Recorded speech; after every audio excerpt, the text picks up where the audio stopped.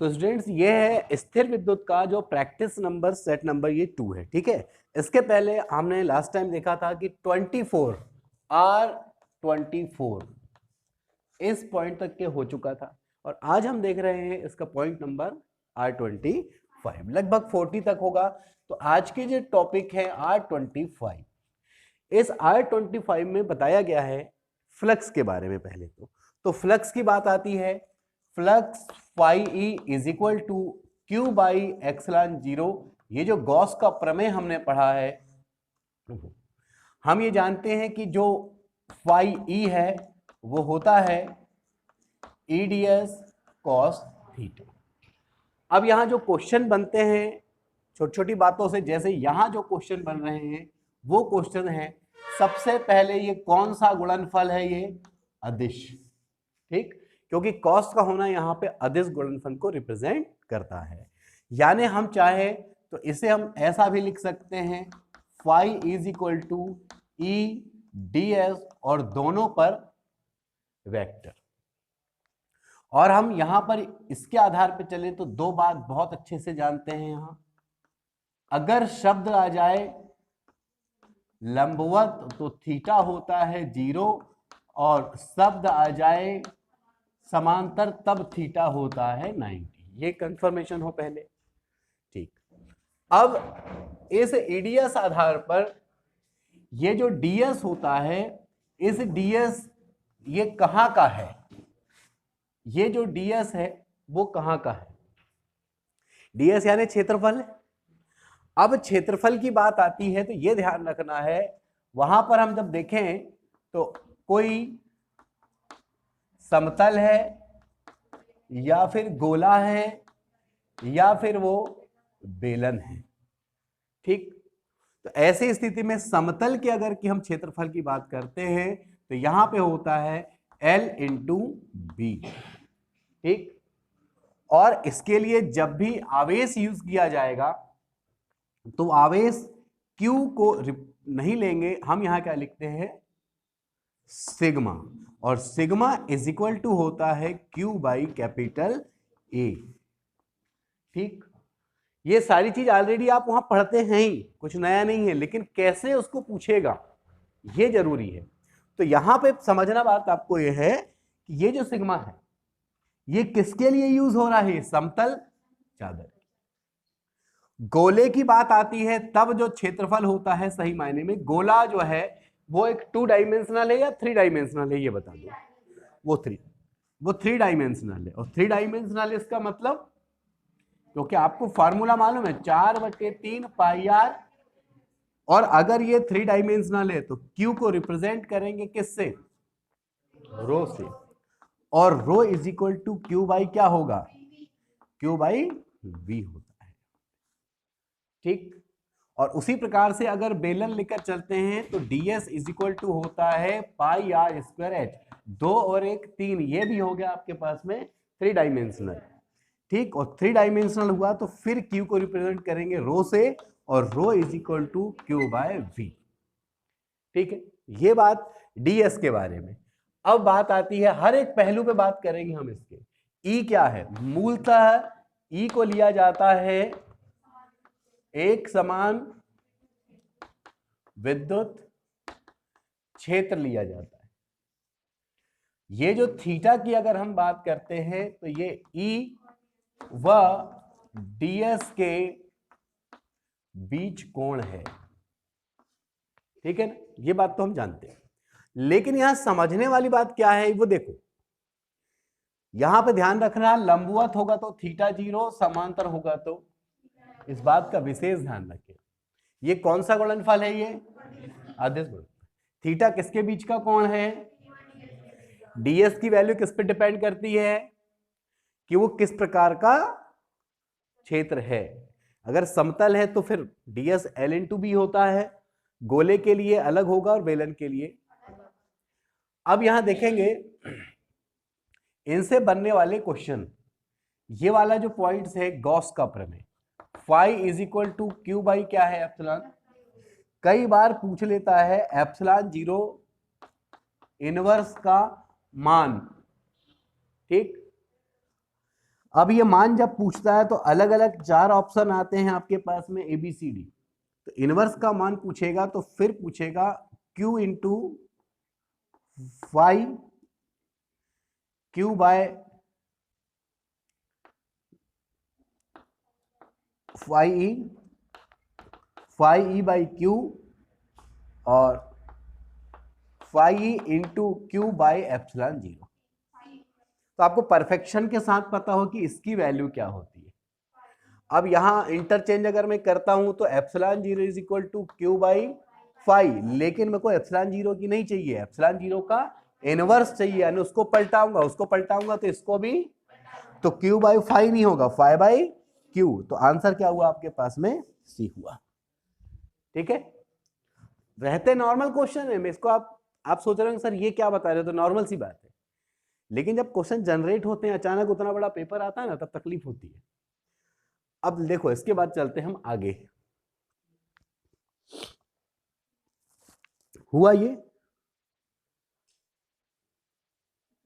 अब हम देखेंगे इसके आगे हम ये बताने जा रहे हैं आपको कि एक अनंत लंबाई का रेखा आवेश है, एक समतल चादर है और एक गोला है। इन तीनों में हमको यूज करना है कौन सा प्रमेय? और गाउस के प्रमेय से सभी में हमको क्या लाना है? जो तीव्रता जब इसमें आती थी तो आपको याद होगा यहां क्या आएगा, lambda upon 2 pi epsilon 0 into r, जहां लैम्डा क्या है, लैम्डा है Q बाई एल। जब समतल चादर के लिए आता था तब क्या आता था, सिग्मा अपान 2 एप्सिलॉन 0, और माध्यम हो जाएगा तो फिर K। और यहां पर अलग अलग अगर पृष्ठ होंगे तो E is equal to sigma 1 sigma 2 plus upon 2 epsilon, और अगर गोला हो जाता तो E is equal to 1 upon 4 pi epsilon 0 Q upon क्या होता, R का, लेकिन ये Q को बाद में मैं क्या यूज करता, रो। ठीक है, यानी एक बात ध्यान रखना, यहां Q जो है उसके लिए रो यूज करेंगे, यहां पे सिग्मा यूज किया और यहां लैम्डा। लेकिन एक बात समझ लें, ये R कहां का है, ये R, यहां कंसेप्ट थोड़ा सा है, कुछ भी नहीं उसमें, R कहां का है। तो बात को समझना है कि ये गोला है और इसकी पहले से त्रिज्या मान लो कि कैपिटल R है। अगर एक गोला है तो पहले से कुछ तो त्रिज्या होगी ये। अब बात आती है इस O से मैं एक बिंदु चुनता हूं जिसमें मुझे तीव्रता ज्ञात करनी है, तो हो सकता है बिंदु कहां हो, बाहर हो, तब ये डिस्टेंस क्या हो गया, स्मॉल। तो इस स्मॉल r से फिर एक गोले की क्या करना पड़ता था, ठीक है, और गोले की कल्पना करके वहां क्या निकालते थे हम, phi E is equal to, याद करें अगर तो पाई आर स्क्वायर ई। फिर हम बोलते थे कि ये बंद पृष्ठ है, और बंद पृष्ठ है मतलब गाउसियन है, गाउसियन है मतलब लागू होगा, तो ये दोनों आपस में क्या होते थे, इक्वल, और इससे फार्मूला बना था आपका कौन सा वाला, ये वाला। अब डिपेंड करती है कि आर अगर बाहर है तो ठीक है आर की वैल्यू, लेकिन अगर ये पृष्ठ में हो जाता तो स्मॉल आर किसके बराबर हो जाता, तो उस फार्मूले में स्मॉल आर के स्थान पर क्या लिखता, पर कब, जब वो पृष्ठ पे हो। लेकिन अंदर अगर आ जाए अंदर तो वो 0 होगा। 0 इसलिए हो जाएगा क्योंकि जैसे ये कोई पृष्ठ है, इस पृष्ठ को आपने क्या दिया, आवेश दिया, तो वो उसके पृष्ठ में ही वितरित हो जाता है, अंदर नहीं जाता है, चाहे वो खोखला हो चाहे फिर वो ठोस हो।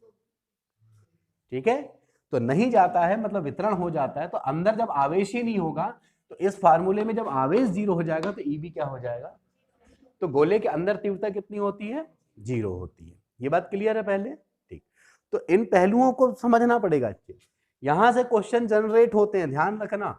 एक समतल चादर के लिए लैम्डा इनवर्स का मान होगा, तब आपको परफेक्शन के साथ ये पता हो, और यहां से लैम्डा इनवर्स निकालना है तो पहले आप उसको लैम्डा ही निकालो, तो ये क्या हो जाएगा, त्रिया गुणा होके E into 2 pi epsilon 0 R बराबर, पर आपसे पूछा है लैम्डा का इनवर्स, यानी इस पूरा का भी, और कहने का मतलब अगर और लेना चाहें तो 1/E इंटू 2 पाई एप्सिलॉन 0, कोई नई बातें नहीं होती हैं, कई बार वहीं की वहीं घूमी हुई बातें होती, कुछ बातें जो हम बताते हैं आपको लेक्चर उसके शब्दों में ही खत्म हो जाती है। कैसे? जैसे अभी एक बात बताया कि खोखला गोला है और एक गोला क्या है, ठोस है। आवेश दिए तो क्या होगा, तो जो पृष्ठ में रहेगा, चाहे वो खोखला हो चाहे वो ये चालक का। अच्छा, अब बात आती है यहां पर, एक चालक है, अगर हमने उसको क्या किए, प्लस के आवेश दिए, तो अब देखना यह है कि उसके द्रव्यमान पे क्या प्रभाव पड़ेगा। अगर किसी चालक को आवेश दिए, किसी को हमने 2 कूलाम का आवेश दिए, उतने ही आकार के 3 है, एक को 2 कूलाम का, एक को 5 कूलाम, एक को 10 कूलाम का, तो किसमें बताओ क्या होगा, द्रव्यमान में क्या फर्क पड़ा। सीधी सी बात है, देने की बात है, जिसको जितना ज्यादा आवेश देंगे उसका द्रव्यमान उतना ज्यादा होगा। ऐसा नहीं है, लेकिन धन आवेश हम देखिए देने शब्द पे जाते हैं, अपना शब्द ध्यान जाता है कि दिए हैं तो बढ़ेगी यार चीज, ऐसा नहीं। धनावेश दिए मतलब धनावेश उत्पन्न किए हो, और धनावेश उत्पन्न कब होता है, इलेक्ट्रॉन बाहर निकलता है। इलेक्ट्रॉन बाहर निकलता मतलब कोई इलेक्ट्रॉन कहां हो रहा है, यहां, मतलब कोई कण बाहर निकल रहा है ना, और बाहर निकल रहा है, इसका क्या मतलब हुआ, द्रव्यमान कम होगा। जितना ज्यादा धनावेश उतना ज्यादा द्रव्यमान कम होगा, और ऋणावेश यानी, और जब यही से एक बात आती है कि जो वायुयान होते हैं जनरली, बाकी अपने जो टायर होते हैं बड़ी गाड़ियों के, ट्रक है, बस के, सब ये कुचालक होते हैं, रबर के बने हुए, लेकिन वायुयान के जो टायर होते हैं वो सुचालक होते हैं। जब वो लैंड करने वाला होता है तो फिर वो सुचालक होते हैं। सुचालक होने की वजह से अगर किसी प्रकार का अंदर कोई इलेक्ट्रिसिटी उत्पन्न हो गई, कोई खतरा उत्पन्न हो गया, आवेश उत्पन्न हो गया, तो वो टायर जो है वो कैसा है, सुचालक है, और वो जमीन से चिपक के चल रहा है। तो जमीन से चिपक के चलेगा, और जमीन जो है यानी धरती जो है वो बहुत बड़ा सिंक है। ये क्या है, आवेश कितना भी ग्रहण कर सकती है ये, ठीक है। तो आपको एक बात पता होगी कि 3 चीजें आपके ध्यान में होगा, न्यूट्रल, फेस और अर्थिंग। जानते हो ना, विद्युत धारा में 3 शब्दों का बड़ा रोल है, न्यूट्रल, फेस, अर्थिंग, ठीक। अर्थिंग, अब न्यूट्रल और फेस यानी 2 वायर दिखती है आपको, वो 2 वायर दिख रही है, उसमें एक न्यूट्रल और एक फेस है। एक न्यूट्रल रेड कलर, एक ब्लैक यूज करते हैं फेस के लिए। अर्थिंग के लिए क्या होता है, हरा। और ये जो अर्थिंग के लिए कुछ नहीं है, जहां भी हमारे मीटर के बाहर, मीटर के जहां कनेक्शन आता है, तो अपने घरों में एक तार होती है एक्स्ट्रा, सामान्य धातु की, वो धातु की तार जाके जमीन में गड़ी होती है, वो अर्थिंग कहलाता है। अर्थिंग इसलिए कि अगर अचानक बहुत आवेश आ गया तो वो उस तार के माध्यम से जमीन में चला जाएगा। तो वायुयान के जो टायर बनाए जाते हैं वो सुचालक क्यों बनाए जाते हैं, ताकि अगर आवेश उत्पन्न हो तो उस सुचालक टायर के माध्यम से जमीन में चला जाए और खतरे से हम बच जाएं। ऐसे ही बारूद या विस्फोटक पदार्थ ले जाने वाले जो ट्रक होते हैं, तो उसमें एक जंजीर होती है ऐसा लास्ट में, वो जमीन से चिपक के चलती है। तो लगता है कि खुल गया होगा कुछ, हम बताते भैया वो आपकी चैन वो खुल गई है। तो अब नॉलेज होना चाहिए कि ऐसा नहीं होता, जबरदस्ती वैसा रखा जाता है। अगर आवेश उत्पन्न हुआ, बारूद है क्योंकि उसमें, तो वो आवेश जमीन में चले जाए और खतरे से हम बच जाएं। ये सब पॉइंट्स आएंगे अगले में, अभी तुम वही पॉइंट लिया है। देखते हैं, ये है आपका पॉइंट नंबर 25 हुआ। अब हम देखते हैं, क्लियर, इसमें बीच के कई पॉइंट आ गए हैं, आगे के हम बता देंगे।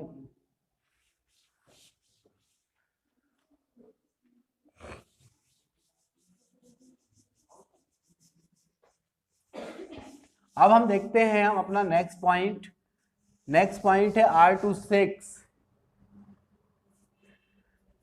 R26 है, और इस पॉइंट में यह है कि एक कूलाम आवेश अगर किसी पदार्थ को दिया जाए तो उसका फ्लक्स कितना होगा।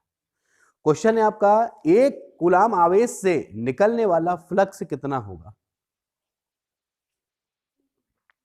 है सामान्य क्वेश्चन, पर देखो वो आपको धोखा दे जाएगा। अब आपको मालूम फ्लक्स की बात कर रहा है तो YE is equal to Q by epsilon. एक कूलाम यानी 1 बट्टे एप्सिलॉन।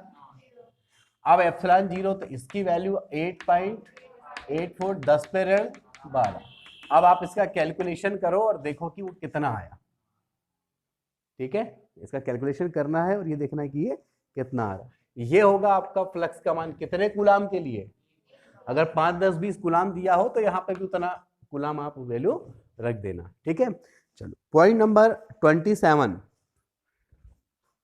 और 27 ये पूछना चाह रहा है कि Q1 Q2 0 से बड़ा हो, Q1 Q2 छोटा हो 0 से, और Q1 Q2 गुणा हो 0।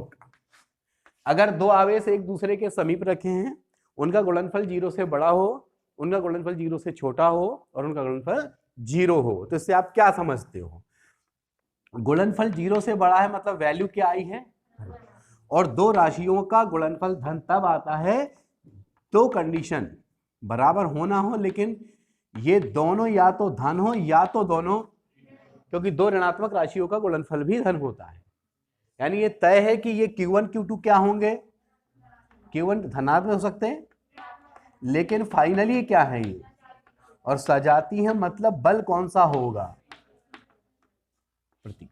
और दो राशियों का गुणनफल 0 से छोटा है मतलब ऋणात्मक है, यानी एक धन ये ऋण या ये ऋण ये, इसका मतलब यहां पे विजाती है, और विजाती है मतलब यहां बात होगी किसकी, आकर्षण बल की होगी। ठीक है, दो आवेशों का गुणनफल अगर 0 है, जनरली ऐसा होता नहीं है, ऐसा तो तभी होगा जब ये Q1 Q2 आवेश ही ना हो, आवेश ही ना हो, ऐसा केवल तभी हो सकता है। तो ये तो मतलब की बात नहीं रही हमारी। तो ये, और कई बार होता है कि विद्युत में आकर्षण प्रतिकर्षण की हम जब बात करते हैं तो वो कौन सा गुण है जो सही मायने में विद्युतीय गुण को प्रदर्शित करता है, आवेश के गुण को, तो वो गुण कहलाता है प्रतिकर्षण। वो गुण कौन सा कहलाता है, प्रतिकर्षण का गुण जो है उसको स्थायी माना गया है, जिसके आधार पर यह बताया गया है कि विद्युतीय गुण होते हैं। तो ये ध्यान रखना, नॉर्मल सा पॉइंट दिखने वाला है पर ये पॉइंट पूछा जाता है यहाँ पे। ठीक, ये पॉइंट नंबर आपका क्या हुआ 27, नोट करें, देख लें आप, फिर मैं लेके चलता हूं, और इसके नोट्स आपको मिल जाएंगे, है ना। हाँ, पर नोट्स में हो सकता है कि उतनी बातें ना हो।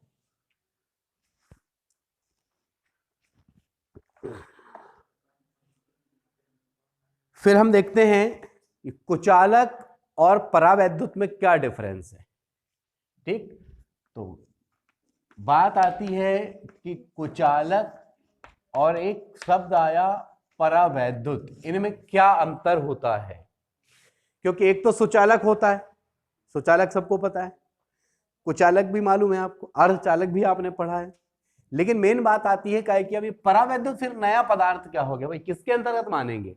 परावैद्युत सुचालक है कि कुचालक है कि अर्धचालक है, अब तक आपने 3 ही पढ़े हो, ये नई चीज आ गई परावैद्युत। तो परावैद्युत वास्तव में होते हैं कौन, लेकिन एक अंतर है, किंतु अगर विद्युत क्षेत्र आपके पास है, ये विद्युत क्षेत्र, उनमें अगर इसमें रख दें इसको, तब ये क्या हो जाते हैं, ध्रुवित हो जाते हैं। ध्रुवित वो वाले ध्रुवित नहीं है जो हम प्रकाश में पढ़ते हैं ध्रुवण की क्रिया, वो वाला ध्रुवण नहीं है ये। ठीक है ना। हाँ, अब यहां ध्रुवण का मतलब है धन और ऋण का आना, इसमें कौन सा आवेश आ जाना, हाँ, ध्रुवित होना मतलब आवेश उत्पन्न होना, आवेश, पर कब तक, जब तक विद्युत क्षेत्र की तीव्रता होगी तभी तक। ठीक है, उसके बाद नहीं। तो ये कुचालक होते हैं, किंतु इसको पॉइंट आउट करें कि विद्युत क्षेत्र है अगर आपके पास में और उसमें इसको रखा गया है तो फिर ये ध्रुवित हो जाते हैं, वो कहलाते हैं परावैद्युत।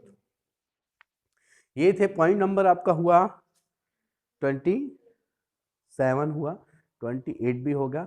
अब अपने को ये बताना है, बहुत कुछ सुना होगा आपने, एक कूलाम आवेश अगर किसी में है तो उसमें बताना है कि फाइनली इलेक्ट्रॉन कितने हैं। अगर एक कूलाम आवेश है कहीं तो बोले इलेक्ट्रॉन हैं कितने, यानी कितने इलेक्ट्रॉन मिलकर के एक कूलाम आवेश को निर्मित करेंगे, और संख्या लिखी रहेगी 4 ऑप्शन। हाँ, 6.25 गुणित 10 पर 18 की घात। ठीक है, अब देखो कैसे, वही घिसा पेटा जवाब है, Q बराबर प्लस माइनस, Q का मान कितना, 1 कूलाम, N लाना है, और A है 1.6 इंटू 10⁻⁻, इसको नीचे लाएंगे 1/1.6 गुणित। ठीक है, अब यहां पूरा कैलकुलेशन करना, तो फिर फाइनल वैल्यू आएगी 6.5 इंटू 10⁻18। तो इलेक्ट्रॉन की संख्या 6.25 गुणे 10 पर 18 की घात।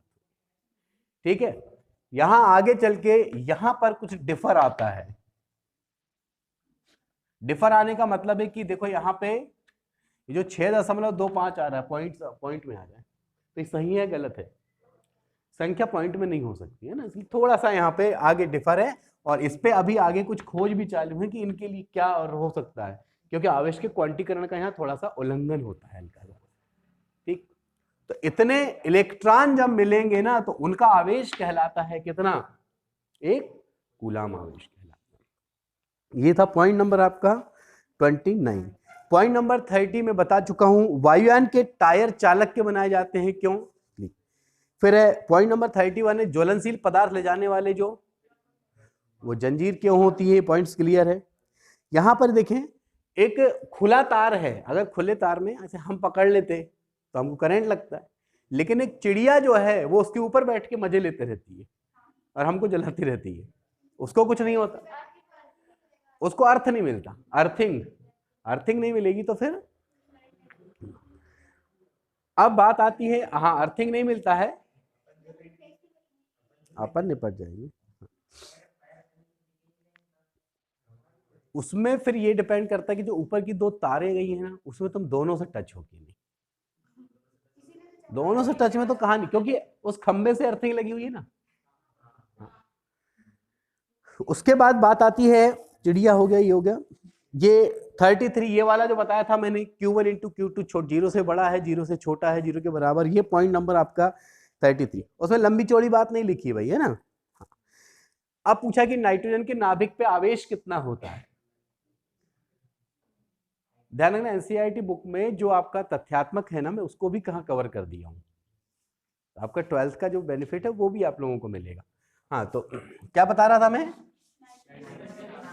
नाइट्रोजन के नाभिक पे आवेश कितना है, तो हम जानते हैं कि 714 होता है, तो नाभिक पे इलेक्ट्रॉन 7, लेकिन क्या ये होगा, तो गुणा भाग कर लेना, वही 1.6 गुणे 10 पर ऋण, अब इसका मल्टीप्लाई करके इतना कूलाम लिख देना, सामान्य क्वेश्चन है। इसके बाद आता है, किसी गोली चालक को हम आवेश धनावेश देते हैं तो उसके द्रव्यमान में क्या फर्क पड़ेगा, तो किसी गोली चालक को धनावेश देने पर उसके द्रव्यमान में क्या फर्क पड़ेगा, क्योंकि तो धनावेश हम दे रहे हैं तो देने पे मत जाना, वो धन है मतलब इलेक्ट्रॉन निकला है, ये पॉइंट्स भी आपका हो चुका है। फिर एक खोखला और ठोस गोलों को अगर आवेश देंगे तो क्या होगा, वो दोनों उसके पृष्ठ पे ही होगा। नेक्स्ट पॉइंट आपका है, दो इलेक्ट्रॉनों के बीच, दो इलेक्ट्रॉन उतनी ही दूरी पर है, इनके बीच लगने वाला बल F है, और जबकि दो प्रोटॉन के बीच लगने वाला बल कितना है, तब रिलेशन होगा F1 छोटा होगा F2 से, F1 बराबर होगा F2 के। तीसरा पॉइंट है कि F1 बड़ा होगा F2 से। तो यहां पे कौन बड़ा होगा, जबकि इनकी दूरियां उतनी है जितनी की दूरी, ये दूरी R दोनों समान है। दो इलेक्ट्रॉन के बीच में लगने वाला बल F1 है, दो प्रोटॉन के बीच लगने वाला बल F2 है, जबकि उनकी दूरियां आपस में समान है। तो F1 F2 में रिलेशन क्या होगा, यहां पे होगा इक्वल। इक्वल इसलिए होगा कि भाई इन दोनों का आवेश का गुणा करोगे, तो देखो जब दूरी तो सेम हो गई तो उससे तो मतलब ही खत्म हुआ, इनके भी आवेश उतने ही, इनके भी उतने, इनके धन धन में है तो धन कहलाएगा, इनका भी ऋण ऋण है तो भी क्या बन जाएगा, वो धन है, तो दोनों क्या हो जाएंगे, ये इक्वल हो जाएंगे। ये पॉइंट नंबर आपका कौन सा है, 36। अगला एक आ रहा है 37। इसमें एक गोला है जिसको 10 माइक्रो कूलाम आवेश दिया गया है, और उसके समीप एक और गोला रखा गया जो अनावेशित है, मतलब कितना है, आवेशित हो सकता है पर उसको आवेश नहीं दिया गया।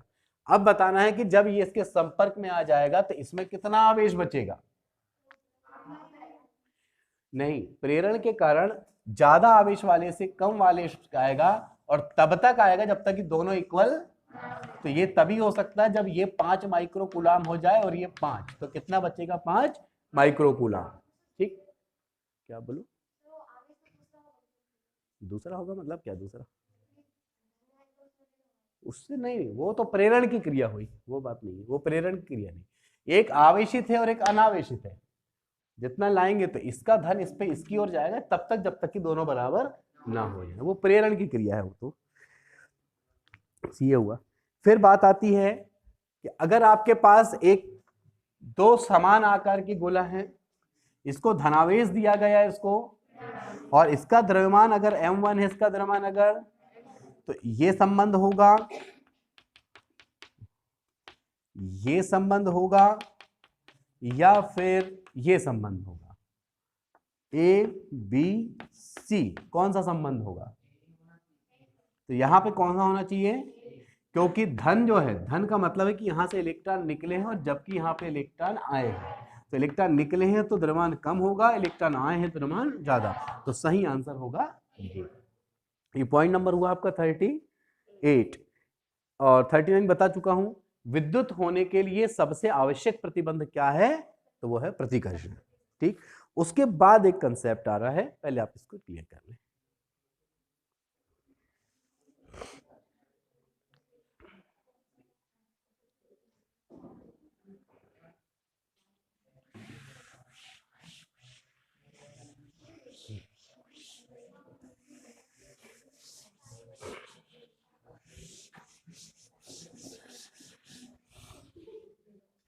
देखें, यहां पर हमारा मेन पॉइंट, टाइम कितना हुआ?